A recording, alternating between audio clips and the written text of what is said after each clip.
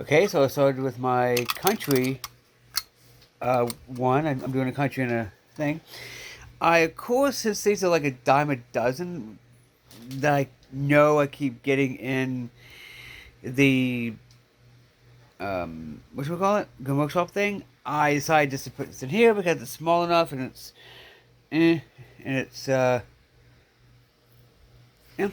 So yeah, first thing is the country.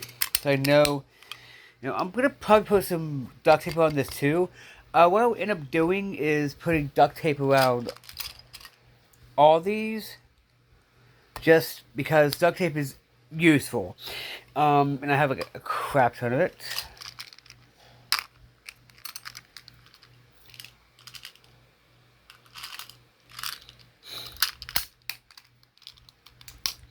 Anyway, yeah.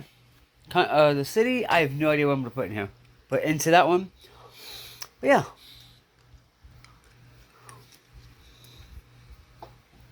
Anyway, peace.